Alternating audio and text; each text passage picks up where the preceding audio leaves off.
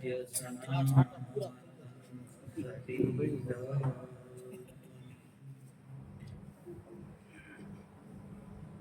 જીવન જો બન રાજતન અવિચળ રહે નહીં રાય જો ઘડી જાય સત્સંગમાં જીવન કા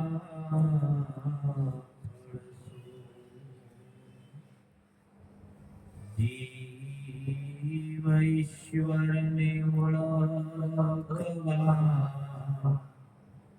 ભટકે અવનીમાં સાચા સદગુરુ ભેટતા જીવ શિવ બન્યા અનંત ભવથી આથડ્યો નિજ સ્વરૂપથી અજાણ પેટ્યા સદગુરુ રામ થય નિજની ઓળખાણ નામ સમરો રઘુવંશ મણી મટે ત્રણતા કાળ કંપે જમથર થરે ઈ નામ તણો પ્રતાપ સદગુરુ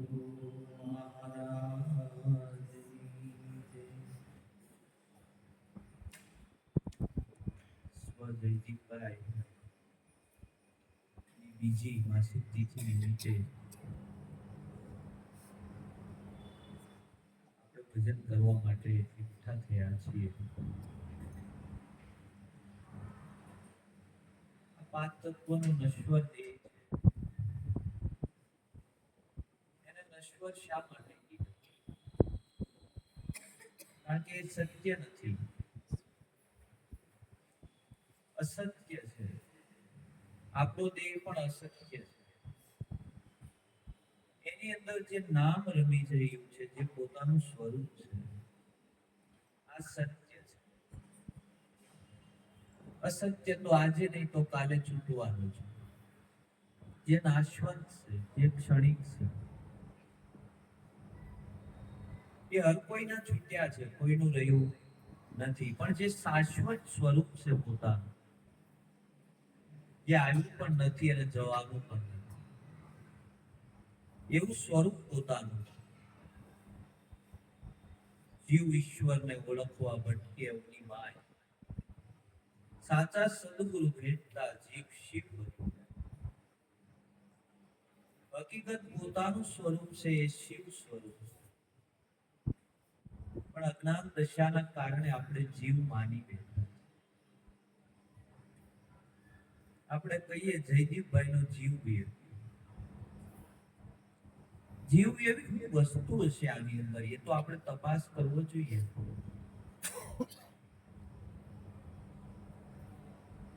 સદગુરુએ જીવની જાત જણાવી છે. આ શરીરના ગુણધર્મો છે, શરીરના ગુણધર્મો છે એ બંધ થયા. એમના બંધ થયા એમ આપણા પણ થવાના છે. આ ગુણધર્મ છે ત્યાં સુધી આપણે હાલતું ચાલતું છે. અંદર ચેતનની સત્તા છે, અને જે ચેતનની સત્તા છે એના કારણે આપણે એકબીજાને પ્રીતિ કરીએ છીએ. આમાંથી એકવાર ચેતનની સત્તા નીકળી જાય એટલે આપણે તરત આને ઘરમાં રાખતા નથી. અજ્ઞાન દશાના વશ થઈ અને આપણે અજ્ઞાનથી એ ચેતનને જ પ્રીતિ કરીએ છીએ. અંદર જે ચેતન બેઠો છે એ ચેતન સાથે જ આપણી પ્રીતિ છે. આ તો અચેતન છે, આની અંદર કોઈ ચેતના નથી. એ એ ચેતન સાથે આપણને અજ્ઞાન દશાના કારણે પ્રીતિ છે, એ જો જ્ઞાન દશામાં પ્રીતિ થાય તો આપણને ખબર પડે કે જયદીપભાઈ ક્યાંય ગયા નથી. આત્મા અજર અમર અને અવિનાશી છે. એ આવ્યો પણ નથી અને જવાનો પણ નથી. એ આ બધા ખોળિયા બદલે છે, એક પછી એક પછી જેમ આપણું વસ્ત્ર ફાટે છે એટલે આપણે વસ્ત્ર ઉતારીએ છીએ, એમ આ એક વસ્ત્ર છે, આ વસ્ત્ર ફાટશે એટલે આપણે ઉતારવું પડશે. આત્મા હાજર અમર અને અવિનાશી છે, તો વસ્ત્ર ફાટવાને આપણે રોઈએ છીએ. આપણે શા માટે રોઈએ છીએ? કારણ કે અંદરની જે ચેતના છે તો આપણી વચ્ચે પ્રગટ છે. જો એની સાથે આપણું અનુસંધાન થાય અને એની સાથે જો આપણી પ્રીતિ થાય તો આપણને ખબર પડે કે એ ચેતના આપણી વચ્ચે જ છે, ક્યાંય ગઈ નથી. આ વ્યક્ત સ્વરૂપ છે, ઓલું અવ્યક્ત સ્વરૂપ છે. અવ્યક્ત સ્વરૂપે આપણી વચ્ચે છે, પણ એ અવ્યક્ત સ્વરૂપ જ્યારે સદગુરુ મળે ત્યારે એ સ્વરૂપની ઓળખાણ થાય, અને એ સ્વરૂપની ઓળખાણ થાય તો એની સાથે આપણો સંબંધ બંધાય, એની સાથે આપણી પ્રીતિ થાય, એની સાથે આપણો તાદાત્મ્ય થાય, અને તો આપણને એ દેખાય. અનેક ચેતનાઓ આની અંદર રમી રહી છે, એ આપણને જોવે છે. આપણે દુઃખી થાય એટલે એ દુઃખી છે, કારણ કે આપણે મોહવશ દુઃખી થયા છે. આપણને આનો મોહ લાગ્યો છે. આપણે આની અંદર સુખ ગોતીએ છીએ, જ્યાં સુખ નથી એ આપણે ગોતીએ છીએ, એટલે એ સુખ આપણને મળવાનું નથી. આપણને એવું થાય છે કે આપણને કોઈ વ્યક્તિ સુખી કરી શકે, કોઈ વ્યક્તિ આપણને સુખી ન કરી શકે, તો આપણે દુઃખી જ ના થઈએ. આપણા દુઃખનું કારણ શું છે, આ આપણે તપાસ કરવાની છે.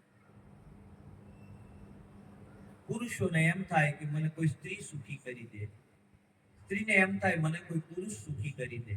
હકીકત કોઈ કોઈને સુખી કરતું, કારણ કે પોતાનો સ્વભાવ, પોતાના આત્માનો સ્વભાવ છે એ જ સુખરૂપ છે. એની અંદર જ્યારે આપણી સુરતા આવે ત્યારે આપણે સુખી થાય, ત્યારે આપણું જીવન નિર્મળ બને અને ત્યારે આપણું જીવન એની અંદર ઠરે. બાકી નકર આ મોહ માયાની જે જાળ છે, એ જાળની અંદર તો કોઈ સુખી થયું નથી. હવે એ દ્રષ્ટાંત આપ્યું હતું કે એક ઘર તો એવું લાવ્યું કે જ્યાંથી એક ચપટી લઈ આવી જુવાર, કે જે ઘરે મૃત્યુ ના થયું. પ્રત્યેક ઘર એવા છે કે ત્યાં મૃત્યુ, કારણ કે જન્મ લીધો છે એટલે મૃત્યુ થવાનું છે. જે જન્મો નથી એ મરવાનું નથી. એમ તમારું શાશ્વત સ્વરૂપ છે એ આવ્યું પણ નથી અને જવાનું.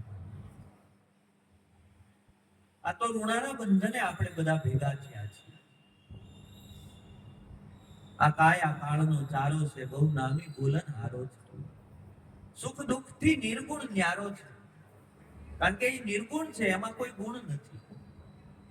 આપણે એના ગુણને યાદ કરી અને લઈએ છીએ. એ પોતે તો નિર્ગુણ છે, આપણે ગુણે જોઈએ છીએ, કારણ કે આપણે આખું જીવન એને ગુણે જોયા છે.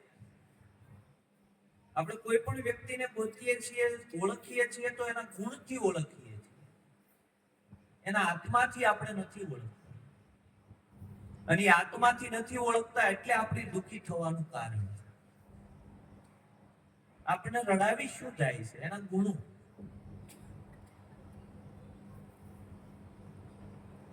એ ગુણ એવા હોય, એનું જીવન એવું હોય એટલે એ આપણને રડાવી જાય. આપણે વિચાર કરવાનો અંદર કે આપણે એની પાછળ શોક ના કરાય, કારણ કે શોક કરવાથી શું થશે એ આપણને ખબર હોવી જોઈએ.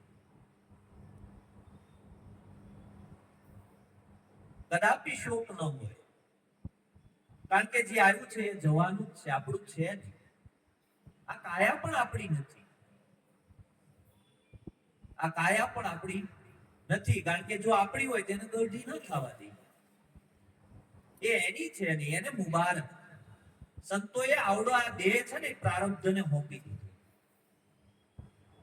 આપણું જીવન આપણે પ્રારબ્ધને સોંપી દેવાનું છે. પ્રારબ્ધ એનું પોષણ કરશે. તમે હું એનું પોષણ કરીએ છીએ. આપણને એમ થાય છે કે આ વ્યક્તિ છે એટલે આ વ્યક્તિ આપણું આખા ઘરનું ભરણ પોષણ કરે છે. નહીં, કોઈ વ્યક્તિ આપણું ભરણ પોષણ કરી ન શકે. આપણું પ્રારબ્ધ આપણું પોષણ કરે છે.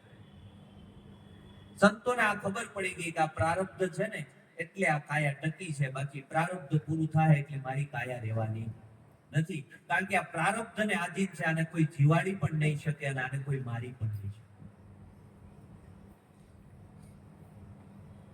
જાગ્યા એટલે એને ખબર પડી ગઈ કે આ મન વચન અને કાયા છે એ કર્મનો પિંડ છે અને કર્મને આધીન આપણને આ મળ્યું છે. આ કર્મને આધીન મળ્યું છે અને આ પ્રારબ્ધને આધીન છે. આની યાર મારે કઈ લેવા દેવા નથી.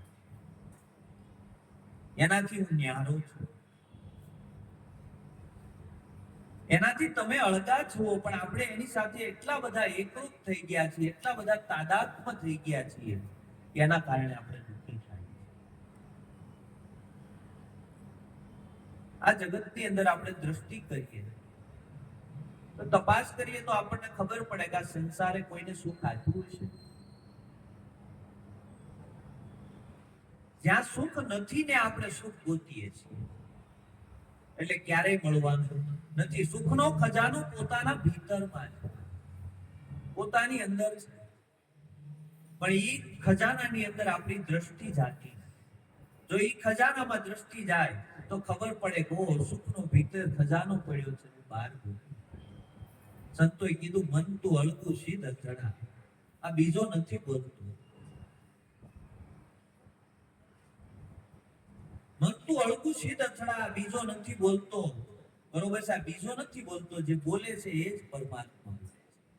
આપણી અંદર હોકારા કરી રહ્યો છે પણ એને આપણે ઓળખતા નથી. આ બોલે બીજો નહીં, છે પરમેશ્વર પોતે, પણ નર અજ્ઞાની આંધળો એને અળગો રહે. આ બોલે છે એ જ પરમાત્મા, પણ કોણ બોલે છે ને ક્યાંથી બોલાય છે એ આપણને એમ થાય હું બોલું છું. એની સત્તા છે ને એટલે બોલાય છે. એની સત્તા ન હોય તો એક શબ્દ આપણાથી ન બોલી શકાય. એનો એ જ હોંકારા કરી રહ્યો છે આપણી અંદર, પણ આપણે અહંકારની કારણે આપણે એમ કહીએ હું બોલું. આપણી સત્તા નથી. જો આપણી સત્તા હોય તો આ જગતની અંદર આ જે કઈ ઘટનાઓ ઘટે છે આપણે બનવા દઈએ ખરા? એ એની સત્તા છે. હવે એની સત્તા, એની જો શરણાગતિ થાય અને એના શરણમાં જો આપણું જીવન આવી જાય તો આમાંથી છૂટી શકાય. નકર આ તાપ છે અને આ તાપ આપણને બાળે છે, કાયમ માટે બાળે છે. કોઈ એવો વ્યક્તિ હોય જેને આ સંસારનો તાપ ન લાગ્યો હોય એ તો બતાવો. તાપ તો બધાને લાગે છે પણ આપણું જીવન જાગતું નથી. આ જીવન જાગડવા માટેનો અવસર મળ્યો છે આપણને. જો જીવન જાગી જાય તો કામનું. આપણું જીવન નથી જાગતું. આપણે એમાં શોક કરીએ છીએ પણ જીવન નથી જાગતું. આપણું જીવન જાગી જવું જોઈએ. આપણે અંદરથી આમ થવું જોઈએ કે હું આવું તો અનંત જન્મોથી મારી આને થતું આવે છે, તો આમાં શાશ્વત છે શું? આ નાશવંતનો મેં નેળો કર્યો છે, પણ આ નાશવંત સાથે તો મને કાયમ માટે તાપ જ મળ્યો છે. આની અંદર શાશ્વત છે. આ શાશ્વતની જો ખોજ થાય અને શાશ્વતમાં પોતાનું જીવન આવે તો પછી નાશવંત તમને રોવડાવી શકે નહીં. આ બધું છૂટવાનું, જે આપણને મળ્યું છે ને બધું આપણું છૂટવાનું છે. કોઈ આજ જશે, કોઈ કાલ. આ તો પંખીડાનું છે. આ બધું જ આપણું છૂટવાનું છે, છતાં આપણે દરરોજ આપણે આનો અનુભવ કરીએ છીએ અને પાછા આપણે આંખ વીચી જઈએ છીએ. આપણે શમશાને જઈએ એટલે આપણને શમશાણીઓ વૈરાગ લાગે. આપણને એમ થાય ભારે કરે. ત્યાંથી પાછા આવીએ એટલે આપણને ખબર છે કે આ બધું જ એક દિવસ વિદાય થવાનું, પણ પાછા આવીએ પાછો સમય જાય એટલે પાછું આપણે ભૂલી જઈએ. આપણને પોતાને એમ થાય કે આપણે અમર છીએ. પણ મૃત્યુને કાયમ યાદ રાખવા, આજની કાયમ માટે યાદ રાખવાનું, મુઠ્ઠીમાં લઈને ફરવાનું કે આજે નહીં તો કાલે આ મૃત્યુ તો આવવાનું. સંતોએ મૃત્યુને યાદ રાખ્યું. બીજું ભૂલાઈ જશે તો ચાલશે, જગતના કોઈ વ્યવહાર ભૂલાઈ જશે તો ચાલશે, પણ પોતાના મૃત્યુને કાયમ યાદ રાખવું. એક સંત થયા. એ સંતની પાસે એક ભાઈ ગયો અને પોતે સંતને પ્રશ્ન કરે છે કે બાપજી, હું દરરોજ તમારા દર્શન કરું છું અને દરરોજ હું જોઉં છું કે તમે એટલા બધા શાંત હો, એટલા બધા નિર્મળ હો, તમે બહારથી એટલા બધા પ્રમાણિક લાગો છો, તમારું જીવન એટલું પવિત્ર અને શુદ્ધ છે, તમારી વાણીમાં ક્યાંય વલિનતા નથી, આટલું બધું તમારું પવિત્ર જીવન છે, તો મને પ્રશ્ન એવો થાય છે કે જેવું તમારું જીવન મને બહારથી દેખાય છે, એટલું જીવન તમારું અંદરથી પવિત્ર છે ખરું? અંદરથી તમારું જીવન એટલું નિર્મળ છે ખરું? અંદરથી તમે એટલા પ્રમાણિક છો, તમારા મનમાં ક્યારેય ખરાબ વિચાર નથી આવતા? તમે જેવા બહાર દેખાવ છો એવું જ અંદરથી તમારું જીવન છે ખરું? આવો મને પ્રશ્ન થાય છે.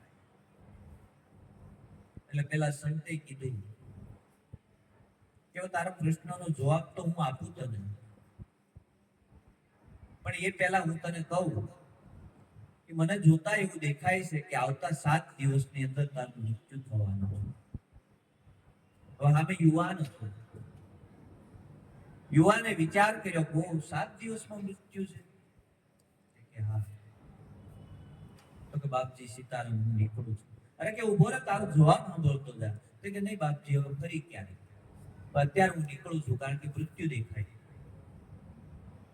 હવે પોતાનું અંદરથી આખો વાલ કરી એવો 7 દિવસની અંદર મારે જવાનું છે. એટલે કોઈની સાથે શુદ્ધ વ્યવહાર થયો હોય એની જઈને માફી માંગી આવ્યા, કોઈના લેવા દેવાના હતા એના બધાને દઈ આવ્યા, એ બધું જે કાંઈ હતું બરોબર એ બધું એને પતાવી દીધું. બધાને કોઈનું કદાચ મન દુખાણું તો એની માફી માંગી લીધી. 7 દિવસની અંદર પોતે હાવ સુનમુન થઈ ગયા. હવે આ યુવાન આવો સુનમુન થઈ ગયો, અંદરથી કાંઈ ઉઠે નહીં, કાંઈ નહીં. ઘરે બેઠો રે, ઘરવાળા એમ કે આમ કરવાનું, બેઠા રે, કાંઈ કરે નહીં. 7મો દિવસ આવ્યો અને એને કીધું હવે આજ મારે જવાનું છે. એટલે ઘરના બધા ફરતા ફરતા બેઠા છે ને આ પોતે બેઠો છે. એવામાં પેલા સંતને જે પ્રશ્ન કર્યો તો એ સંત આવી ગયા. એ કેમ ભાઈ બધા બેઠા છે? કે બાપજી આજે 7મો દિવસ છે અને આજે મારું મૃત્યુ છે. કે ભાઈ તારું મૃત્યુ આજે નથી. કે હું મજાક કરું બાપુ? કે હા, આજ તારું મૃત્યુ નથી. મેં તો મારા પ્રશ્નનો તને જવાબ આપ્યો. તે જે પ્રશ્ન મને કર્યો તો એ પ્રશ્નનો મેં તને જવાબ આપ્યો. કે બાપજી એવું કેમ? કે હવે તું મને એમ કે આ 7 દિવસની અંદર તારી અંદર કોઈના પ્રત્યે મલિનતા ઉઠી કરી, કોઈના પ્રત્યે રાગ, કોઈના પ્રત્યે દ્વેષ ઉઠ્યો કરો કે નહીં? આ 7 દિવસમાં કોઈની લઈ લેવાની ભાવના તને થઈ કરી કે નહીં? કોઈના પ્રત્યે ખરાબ વિચાર કાંઈ પણ અંદરથી આવ્યું ખરું? તારી અંદર કાંઈ મલિનતા આવી હોય તો મને કહે. કે નહીં બાપજી, આ 7 દિવસની અંદર મારી અંદર કોઈ મલિનતા આવી નથી. કે તને મૃત્યુ જેમ દેખાણું ને એમ મૃત્યુને સામે લઈને જીવીએ. એટલે મારી અંદર કોઈ મલિનતા આવતી નથી. આપણી અંદર મલિનતા આવે છે એની પાછળનું કારણ આપણને શાશ્વત માની બેઠા છીએ. આ દેહને શાશ્વત માની બેઠા. શાશ્વત છે નહીં, નાશવંત છે. આજે ને કાલે થવાનું છે આપણે, અને બધાના દેહ વિલય થવાના છે. કોઈનો થવાનું, રામ કૃષ્ણ, રામાપીર, સહજાનંદ, કોઈ પણ મહાપુરુષ જો કૃષ્ણએ ગીતામાં કીધું, હું આવતો નથી, જાતો નથી, જન્મતો નથી, મરતો નથી, શસ્ત્ર મને કાપે નહીં, પાણી મને ભીજવે નહીં, અગ્નિ મને બાળે નહીં, આવું મારું સ્વરૂપ છે. તો દેહ તો એનો મથુરામાં જન્મ જેલની અંદર, અને પ્રાચીના પીપળે જરા નામના પારધીએ બાણ માર્યું, દેહ પડી ગઈ. ક્યાં રહીને પોતે ઉભા રહી અને બોલ્યા છે. આ જયારે સદગુરુ મળે ત્યારે આ સ્વરૂપની ઓળખાણ, અને આ સ્વરૂપ છે ને એ શાશ્વત છે. એ શાશ્વતની જ્યારે ઓળખાણ થાય ત્યારે નાશવંતનો નેડો છે. આ નાશવંતમાંથી આપણું જીવન બહાર આવવું જોઈએ. શોક શાનો હોય? જેને એવી કમાણી ન કરી હોય તો એનો શોક. જેને કમાણી કરી છે એનો શોક ન હોય. એનો શોક વારંવાર ન હોવો જોઈએ. અંતરથી આનંદ હોવો જોઈએ. થોડું જીવી ગયા પણ એવું અનંત યુગો સુધી લોકો યાદ કરે એવું જીવન જીવી ગયા છે. એવું આપણને અંદરથી એવું થવું જોઈએ. નહીં, ભલે જીવન કેટલું જીવ્યા છે એ મહત્વનું નથી, પણ કેવું જીવ્યા છે એ મહત્વનું. આપણું જીવન કેવું જીવવું છે એ મહત્વનું. બાકી આપણે 100 વર્ષ જીવીએ જગત જો ગાળ્યો દે તો એ જીવન કોઈ કામનું નથી. સ્વામી વિવેકાનંદ 39 વર્ષની ઉંમરે દેહનો વિલય થયો અને 39 વર્ષની ઉંમરે ભારત દેશની અંદર, આખા વર્લ્ડની અંદર એને ડંકો મારી દીધો. ભાઈ એને 39 વર્ષ નો કહેવાય, 39,000 વર્ષ કહેવાય. એટલું જીવ્યા, કારણ કે એને જગતને એટલું આપ્યું. શ્રીમદ રાજચંદ્ર 33 વર્ષ જીવ્યા, ખાલી 33 વર્ષ. અને 33 વર્ષની અંદર પોતાના ભીતરની અંદર એવો દીવો પ્રગટાવીને ગયા કે આ જગત એને યાદ. 33 વર્ષની ઉંમર, ભીતરની અંદર જાગૃતિ આવી. આપણું જીવન જાગશે તો પલમાં જાગી જશે, નકર અનંત યુગો સુધી આપણી સાથે આવું બનતું રહેશે, આપણું જીવન નહીં જાગે. પરમાત્માએ કાંઈ અને કાંઈ આપણને આપ્યું છે ને તો આપણું જીવન જગાડવા માટે આપ્યું છે. આપણા જીવનમાં કઈ ચોટ લાગે છે તો એ આપણું જીવન જગાડવા માટે આપણને ચોટ આપે. માં કુંતાને ખબર હતી કે આ દુઃખના દિવસો હવે વિદાય થયા છે, હવે કૃષ્ણ વિદાય લેશે. એટલે કૃષ્ણ વિદાય લેવા ગયા કે માં બોલ, તને હું આશીર્વાદ આપું? કે મને દુઃખ આપું. કે કામ આ બધા સુખ માગે, તું કેમ દુઃખ માગે? કે જ્યાં સુધી દુઃખ હતું ત્યાં સુધી તું અમારી ભેગો હતો, અને સુખ આવ્યું ને ત્યાં તું પેલા નીકળવાની તૈયારી કરે. એમ જેમ આપણા જીવનની અંદર દુઃખ પડશે એટલો પરમાત્મા આપણો નજીક હશે, એનું સ્મરણ થશે. આપણે દુઃખને સ્વીકારતા નથી, આપણે સુખને સ્વીકારીએ. સુખ અને દુઃખ આપણા મનની માન્યતાઓ છે. સુખ અને દુઃખ જેવું આ જગતમાં કાંઈ નથી. એક ભાઈના ઘરની અંદર આગ લાગી.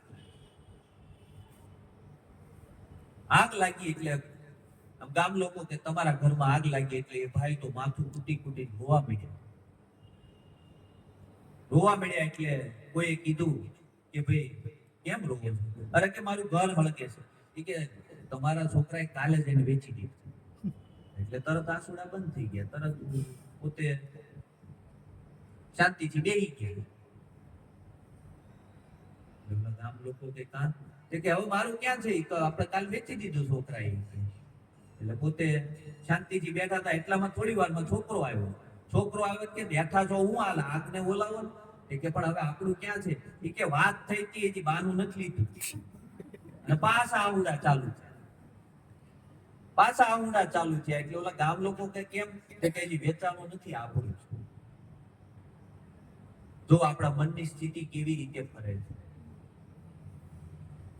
એક ક્ષણ માટે એને કીધું તારું નથી, બીજાને વેચી દીધું છે, એટલે આવડા બંધ. આપણા જીવનની અંદર દુઃખ છે, એની પાછળનું કારણ છે આપણું માન્યું છે. એટલે આ બધું પરમાત્માનું છે, આપણું કાંઈ નથી. આપણને સગા સંબંધી, કુટુંબ, પરિવાર, મિત્રો, દીકરા દીકરીઓ જે કાંઈ આપ્યું છે એ પરમાત્માનું છે. આપણું કાંઈ હોય ને તો આપણે ચાહવાનું નથી. આ પરમાત્મા, અને આવો પરમાત્માનો જો ભાવ થઈ જાય ને તો શોક નથી. કારણ કે પરમાત્માનો ભાવ થઈ ગયો કે મારો પરમાત્મા મારી અંદર આવ્યો હતો, મારા ઘરમાં રમવા માટે આવ્યો હતો, અને એને જરૂર હતી ને એને લઈ લીધો. આમાં શોક શા કરવાનો?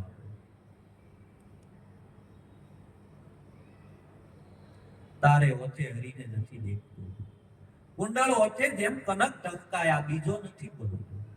પોતાના ઓથે પરમાત્માને નથી જોઈ શકતો. આ જે દેખાય છે ને એને આપણે પોતાનું માની લીધું, પોતે માની લીધું, એટલે પરમાત્મા નથી દેખાય.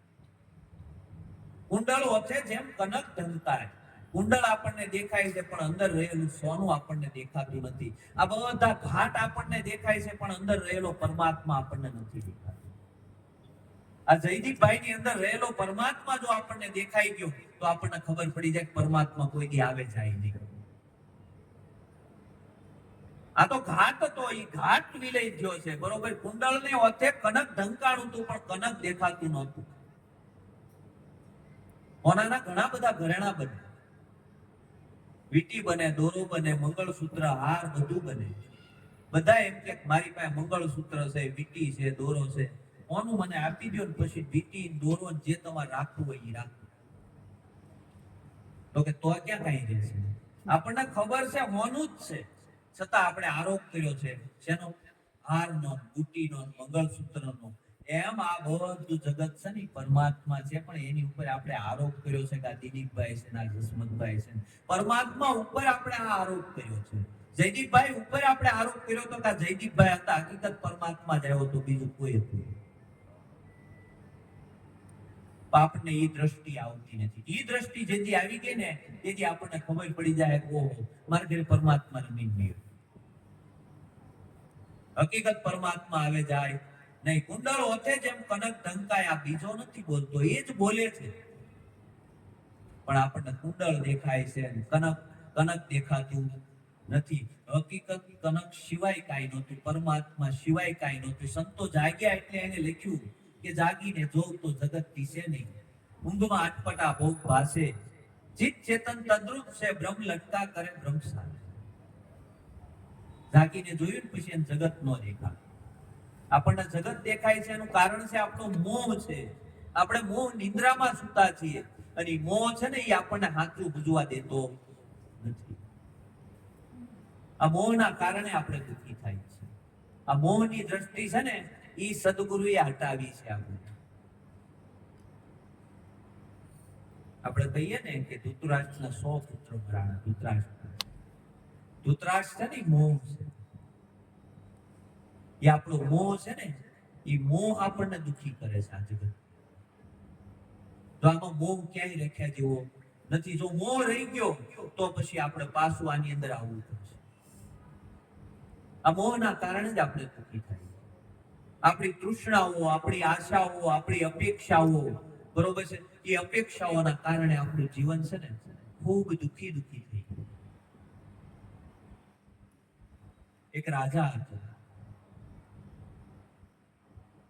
એ રાજાએ જાહેરાત કરી કે કાલ સવારે નગર લોકો બધા અહીંયા આવજો મારા રાજ્યની અંદર, અને કાલે આપણે એક દોડ લગાવવાની છે.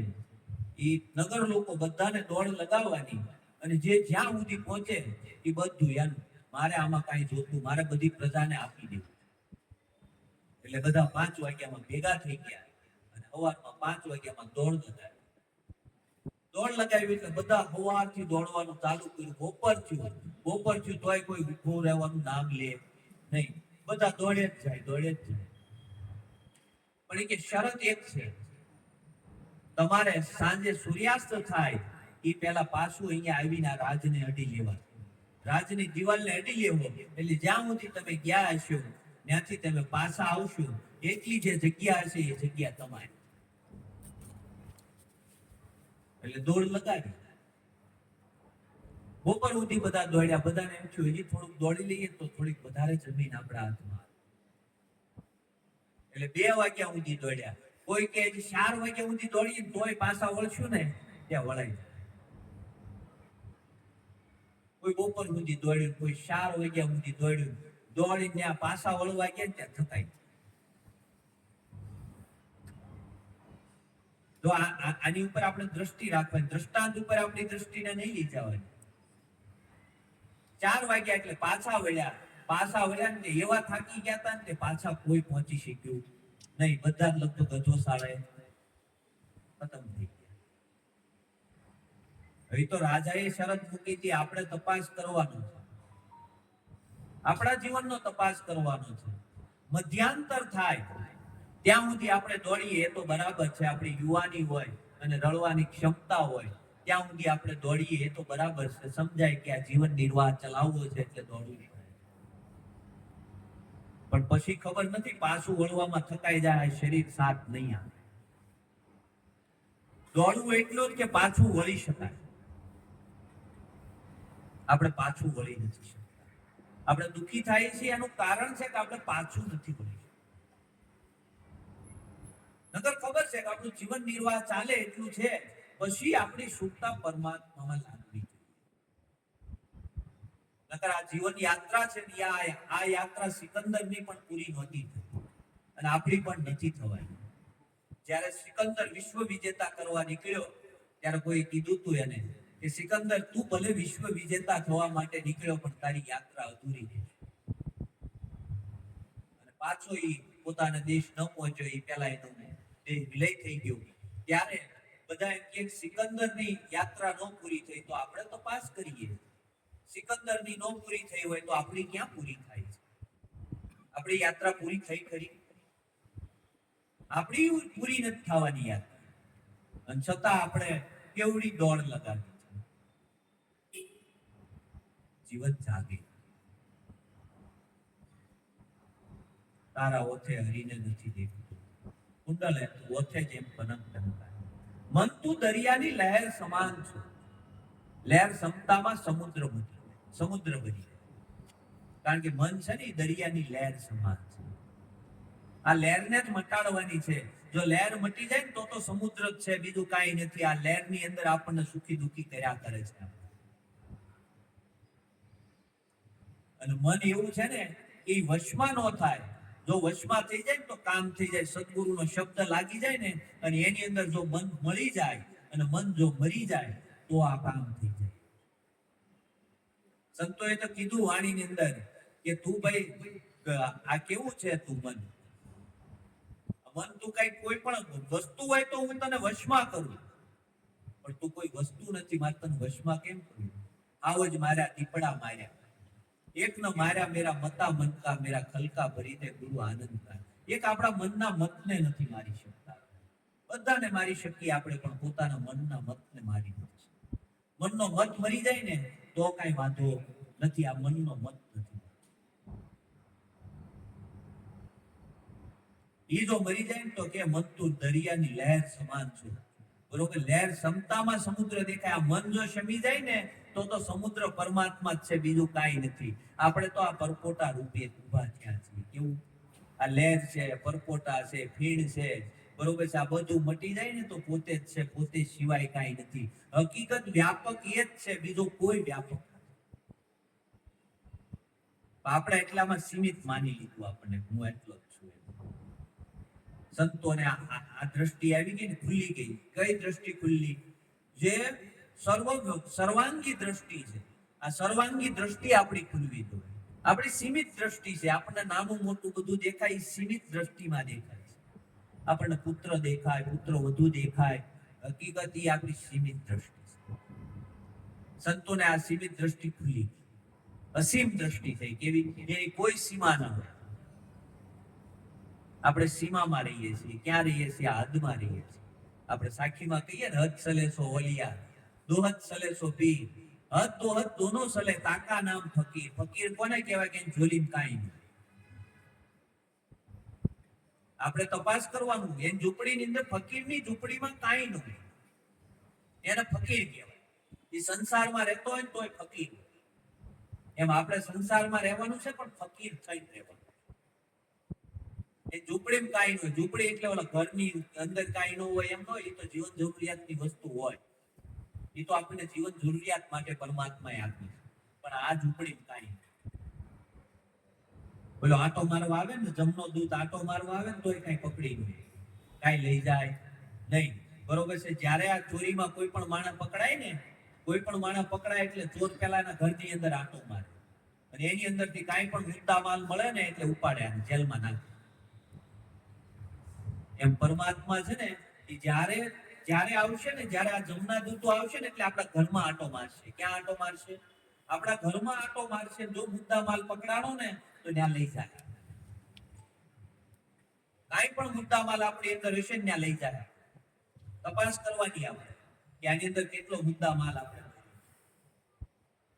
આપણી અંદરનો મુદ્દા માલ તપાસશે, હોય ઘરનો મુદ્દા માલ નહીં તપાસે. આપણી અંદરનો મુદ્દામાલ, આપણી અંદર કંઈ પણ આશાઓ હશે, કંઈ પણ અપેક્ષાઓ હશે, કંઈ પણ તૃષ્ણાઓ હશે, ઈચ્છાઓ હશે, તો એ આપણને ત્યાંથી આપણી ગતિ કરાવશે. પછી એમ કહે કે ભાઈ પાસા થયા. શું કહે આપણે? પાસા થયા. કેમ? મુદ્દામાલ રહી ગયો હતો. આ મુદ્દામાલ રહી ગયો હતો એટલે પાસામાં જવું પડ્યું, નકર જવું પડે નહીં. આ મુદ્દામાલને ખાલી કરવાનો આની અંદર. આ પરમાત્માનું ખોલ્યું છે, આમાં બીજા કોઈને એન્ટ્રી અપાય નહીં. આ પરમાત્માનું દ્વાર છે.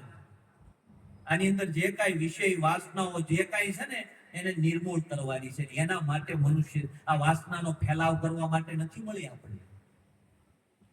હવે તપાસ કરવાનું, આપણે આ બધા સાધનો પરમાત્માએ આપણને આપ્યા છે તો આ વાસનાનો ફેલાવ અટકાવવા માટે, આ વાસનાને નિર્મૂળ કરવા માટે આપી. આ વાસનાનો ફેલાવ કરવા માટે નથી આપ્યો આપણને. આપણે એનું ક્યાં યુઝ કરીએ છીએ એ આપણે તપાસ કરવાની. એનો તપાસ કરશું તો આપણને ખબર પડશે કે હકીકત પુનરપી જન્મમ પુનરપી મરણમ. આ મારા નવા નવા ઘર બનાવતા હતા કે કોણ બનાવતા? આપણા નવા નવા ઘર બનાવે છે કોણ બનાવે ખબર છે? આપણી તૃષ્ણાઓ. આપણી કાંઈ પણ તૃષ્ણા રહી ગઈ ને એટલે એ તૃષ્ણાઓ આપણને જન્મ આવે છે અને એ તૃષ્ણાઓ આપણને મારે છે. સંતો એવું કીધું, તૃષ્ણાનો અંત એનું નામ છે. કોઈ તૃષ્ણા જીવનમાં નથી રાખતી. જે બન્યું એ બરાબર છે, કારણ કે એના નિયમની અંદર કાંઈ બાધક થવાનું જ નથી. એના નિયમમાં કાંઈ ફેરફાર થવાનું નથી. એ અસ્તિત્વનો નિયમ છે, પણ અસ્તિત્વનો નિયમ અસ્તિત્વના નિયમમાં કામ લાગે. તમે અસ્તિત્વથી પર છો, તમારી અંદર એ નિયમ લાગે નહીં. પણ આપણે શું છે, પોતાને આ પોતે સર્વસ્વ છે એવું માની લીધા એટલે બધા નિયમ લાગે છે. આપણે આ નથી, આની અંદર રહેવા વાળા છે. એટલે કીધું કે લહેર સમતામાં સમુદ્ર દેખાય. આ લહેર સમી જાય ને તો પરમાત્મા આ બધી નાની મોટી લહેર ઉભી થઈ છે ને આપણા મનની લહેર છે. આ મનની લહેરને સમાવવાની છે, બરોબર છે. મનને સમજાવવાનું છે કે જે બન્યું છે એ બધું બરાબર છે. પરમાત્માના ઘરની અંદર દેર હોય પણ અંધેર હોય નહીં. પરમાત્માએ જે કર્યું છે એ બધું બરાબર છે એમ કરીને એનો સ્વીકાર કરવો. અને સ્વીકાર કરશું ને તો આપણું જીવન આગળ વધશે, નકર આપણું જીવન આગળ નહીં વધે. આપણા જીવનની અંદર આપણે તપાસ કરવાની કે આપણે દુઃખી થાય છે એનું કારણ આપણે પરમાત્માના નિયમને સ્વીકારતા નથી. એને સ્વીકારવું પડશે. આ જગતની અંદર સ્વીકાર છે ને, એ જેને સ્વીકાર આવી ગયો ને ત્યાં દુઃખ ઘડી કઈ ટકતું નથી. તમને સ્વીકાર નથી ને, આપણા જીવનને સ્વીકાર નથી એટલે દુઃખ ત્યાં ટકે છે. આપણા ઘરની અંદર 5 વ્યક્તિ હોય, 5 વ્યક્તિનો અલગ અલગ સ્વભાવ હોય. તો આપણને ખબર હોય ને કે એનો થોડો ક્રોધ વાળો સ્વભાવ છે. કદાચ બોલી ગયા હોય તો આપણે એમ કે હવે એ તો બોલે, આપણને દુઃખ લાગે નહીં, કારણ કે આપણે સ્વીકારી લીધું. હવે એ તો થોડુંક એનો સ્વભાવ એવો છે. સ્વીકાર કરી લીધો એટલે પછી તમે આગળ નીકળી જાઓ. પછી એની ઉપર તમારી દ્રષ્ટિ રહે નહીં. સ્વીકારો નહીં શું થાય? આખું જીવન માથાકૂટ થાય ને બીજું શું થાય? આ જગતની અંદર બધા સ્વીકારવાના છે. જેનો જે સ્વભાવ છે, જેના જે ગુણ છે એને સ્વીકારી લેવાનું. પરમાત્માએ આપણને જે કાંઈ આપ્યું છે એને આપણે સ્વીકારી લેવાનું છે. જો સ્વીકાર થશે તો આપણું જીવન આગળ વધશે. અને આ જીવન મોંઘા મૂલ્યનું મળ્યું છે. પરમાત્માએ આ જીવન આપણને હરિભજન કરવા માટે આપ્યું છે. આપણે હરિભજનમાં જીવન નથી લગાવતા. જીવન જોબન રાજધન અવિચલ રહે નહીં રાત, જો ઘડી જાય સત્સંગ में जीवन का फल શું. જેટલો સમય આપણો સત્યમાં ગયો એટલું જ જીવન આપણું સાચું, એટલું જ આપણે જીવ્યા છીએ. બાકીના બધા શ્વાસા આપણા પોતા. ગંગામાએ કીધું ને 21,600 શ્વાસા હાલે, પણ આ 21,600 શ્વાસામાંથી આપણે આ શ્વાસા લઈએ છીએ ક્યાંથી એ તપાસ આપણે કરવાની. આપણે જ્યાં બેઠા હોય ત્યાંથી શ્વાસ લઈએ.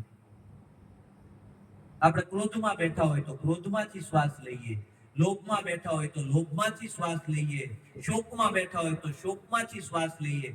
પરમાત્મા પોતાના બ્રહ્મ સ્વરૂપમાંથી કેટલા શ્વાસ લીધા? એ જેટલા શ્વાસ આપણા આવે છે એટલા શ્વાસ આપણા કામના છે અને એટલા શ્વાસ આપણી કમાણીમાં લખાવાના છે. બાકીના બધા શ્વાસ આપણા. તો 24 કલાકમાં 21,600 શ્વાસામાંથી પોતાના બ્રહ્મ સ્વરૂપમાંથી કેટલા શ્વાસા લીધા એ આપણે તપાસ કરશું ત્યારે આપણને ખબર પડશે કે આપણું જીવન તો ક્યાં ક્યાં રોકાણ. આ બધેથી જીવનને કાઢી અને પોતાના મૂળ સ્વરૂપની અંદર જીવનને લાવવાનું છે. ન્યા જશે ને ત્યાર ખબર પડશે ઓ આ બધું તો જે છે એ બધું બરાબર છે.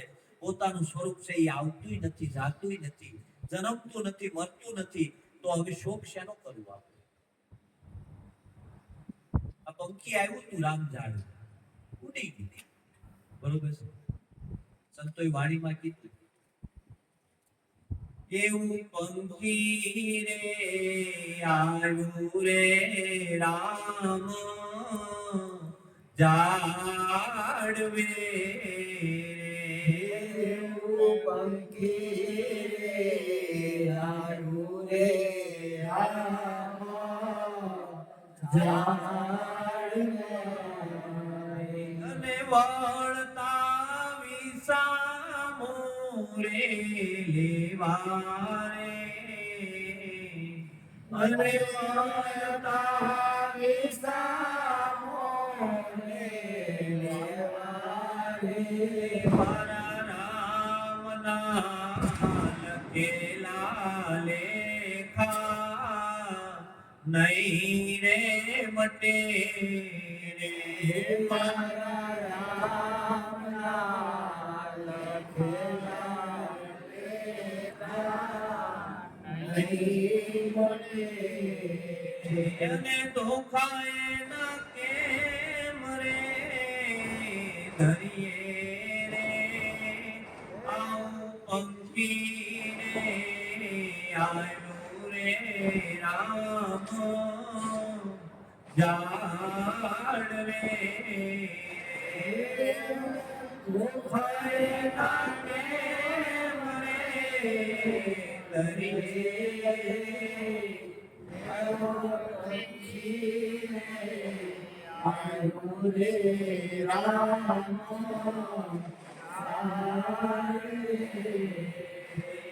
મારા રામનું પાવેલું રૂડું એ જાડું રે મારા રામે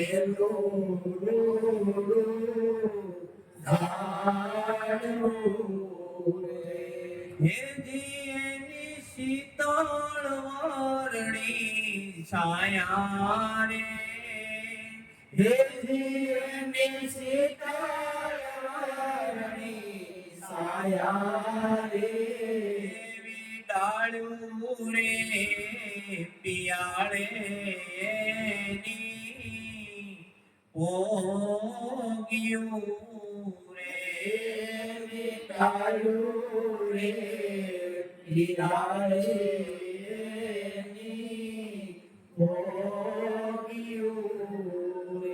અને ફળ ફૂલ લાગ્યા એની માય રે આવું પંખી રે આવ્યું રે રામ જાડવે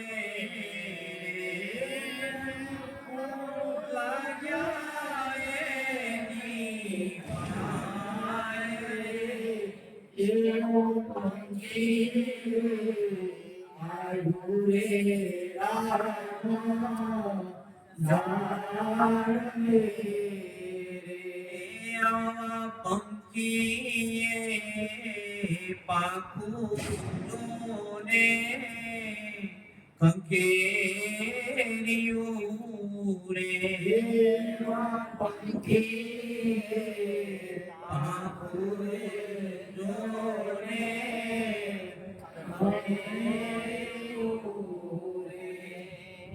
અને મેલી એને મોને આ માયા રે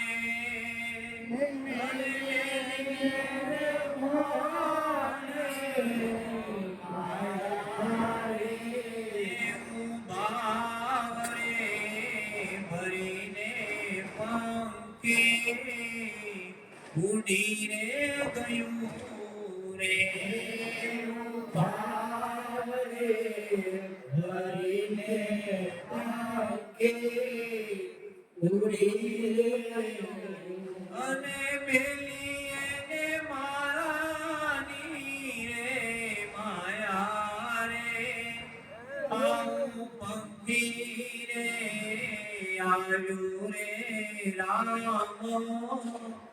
જાણવે રે મારાની રે એવું પંખી રે આવ્યું રે રામ જાળવે કરે લીધો રે ગોપીચંદ ભરતરી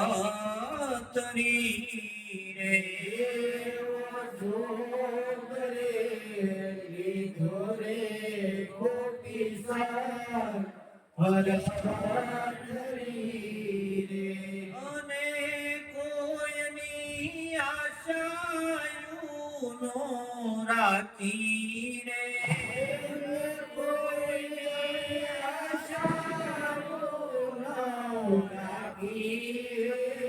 આવી અખંડ રે ફકીરી એના અંગમાં વહે રે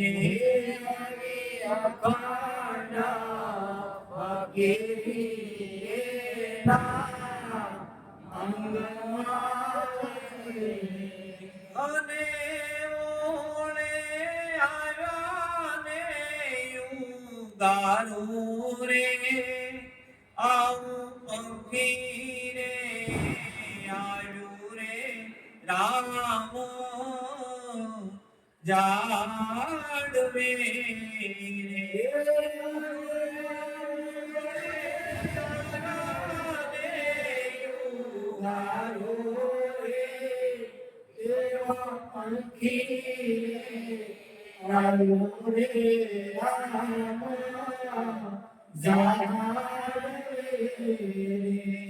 આવા ગુરુના પ્રતાપે જેઠી રામ બોલિયા રે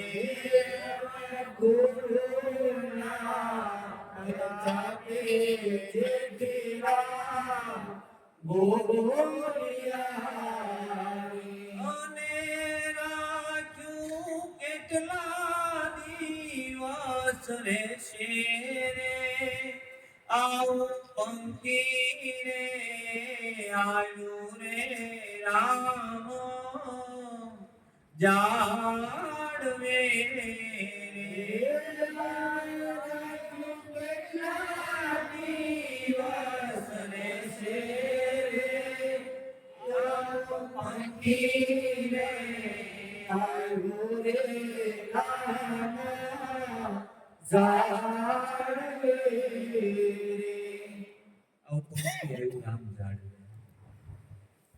હકીકત આની અંદર રામ જાડવે બધા આવ્યા છીએ. આ રામનું ઝાડું છે અને આની અંદર પંખી ઉતર્યું છે. જે ચેતન પરમાત્મા છે એ આની અંદર ઉતર્યો છે. બરોબર છે. આ ઝાડું આમાં જ્યારે માયા મોહ અને માયા માળાની છૂટી જાય એટલે એમાંથી એ તરત વિદાય લઈ લે છે. એની અંદર આપણે શોક ક્યાં કરવાનું? આ રામનું વાવેલું ઝાડું છે, આપણું વાવેલું નથી. આપણે આની અંદર શું વાવવાનું છે એ આપણે વિચાર કરવાનો. આ રામનું વાવેલું આપણે વધારવા કઈ કર્યું ખરું? આ ઝાડવાનું વધારવા આપણે કઈ કર્યું? તો આપણે માની લીધું કે મારું છે એ ભૂલ છે ને આપણે. અને આપણે કોઈની પાણી પાયું? આવડા મોટા આપણે થયા, આવડું મોટું છું, આપણે કઈ આને કઈ અંદર નોકર બેહાર્યા આપણે કે ભાઈ ભૂખ લાગે તે તૂટીએ છે, તરસ લાગે તે તૂટીએ છે. આ બધું રામ આપે છે. આ રામ જાળવે આ પંખી આવ્યું છે અને એકથી ઉડી જવાનું છે. તો ઉડી ગયું પેલા જે આનંદ કર્યો છે એ જોવાનું છે. કે આ મનુષ્ય દેહ આપણને મળ્યો છે, વારંવાર મળતો નથી. એવો આપણને મનુષ્ય દેહ મળ્યો છે. પશુ કી પનિયા બને, નરકા કશું ન હોય. નર જો ઉત્તમ કરણી કરે તો નરકા નારાયણ હોય. આમાંથી નારાયણ થવાય ને એવી આની અંદર પૂરેપૂરી તૈયારી એની અંદર પડી છે, પૂરેપૂરી અંદર ક્ષમતા પડી છે કે આમાંથી નારાયણ થવાય એવું, પણ આપણે જીવ દશામાંથી છૂટતા નથી.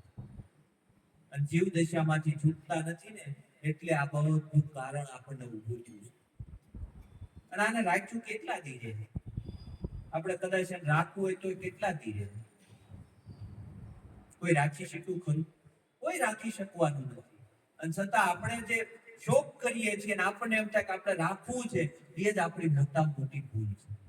આ છે ને તે માણી લેવાનું, જીવન મળ્યું છે તેને પલ પલ માણી લેવાનું છે. એક પલ પણ આપણી ખાલી ન જાય, એક પલ આપણી પરમાત્માના સ્મરણ વિનાની ન જાય, એક પલ આપણી ક્યાંય પણ ખોટી ન જાય, એ આપણે પૂરેપૂરી તકે એ આપણા હાથમાં છે. આપણા હાથમાં છે એ આપણે કરાય, જે આપણા હાથમાં નથી એ આપણથી થવાનું નથી. આપણા હાથમાં કેવું છે કે આ જીવન આપણને મળ્યું છે તો આને સુગંધિત બનાવવું કે બદબૂદાર બનાવવું એ આપણા હાથની વાત છે. પરમાત્માએ જીવન આપણને પછેડી આપી છે, પરમાત્માએ બરોબર છે, આ ચાદર આપી છે. હવે આ ચાદરને આપણે પરમાત્માને પાછી કેવી હોપવી એ આપણા હાથની વાત છે. પરમાત્માએ આપણને થોડી કડાક ચાદર આપી દીધું અને આપણે એવી ડાગડુગ વાળી જઈ અને મોકવાના છીએ ને, આપણે એ તપાસ કરવાની કે આની અંદર કોઈ ડાગ ન હોય. તો એ તપાસ કરી, એ આપણા હાથની વાત છે. આપણા હાથની વાત છે, એ કામ આપણે કરવાનું. જે આપણા હાથની વાત નથી એ આપણાથી થાય એમ નથી. એટલે આપણા હાથની વાત છે હરિભજન કરવું. અને હરિભજન કર્યું હશે ને તો આ અવસર સુધરી જશે. અને આ અવસર આપણો બધાનો સુધર્યો છે, બરોબર ને? આ અવસર આપણો સુધરે ને એના માટેની જ આપણે મહેનત કરવાની છે. બાકી આ અવસર આવ્યો છે ને એળે જવાનું. કરોડોની સંપત્તિ હશે ને તોય તૃષ્ણાઓ નહીં મળે. તૃષ્ણાનો અંત થાય ને તો જ આમાંથી તરી એકાય, નકર તરાય નહીં. તમે વિચાર કરો, જેની પાસે આપણી પાસે જે છે એમાં આપણે કોઈ દ્રષ્ટિ કરી? જે આપણથી છૂટશે ને એની ઉપર આપણી દ્રષ્ટિ હશે. આપણી પાસે છે એમાં આપણી દ્રષ્ટિ નહીં હોય. આપણી પાસે જે છે એની ઉપર આપણી દ્રષ્ટિ ક્યારે નહીં હોય. આપણે તપાસ કરો. આપણી પાસે નહીં હોય ત્યાં જ આપણે દોડતા હોય. જે છે, જે મળ્યું છે એની મોજ માણી લીધા જેવી છે. આ મનુષ્ય દેહ મળ્યો છે એની કોઈ કિંમત ના આંકી શકાય એવો આપણને મનુષ્ય દેહ મળ્યો, એની આપણે ક્યારે કિંમત કરી?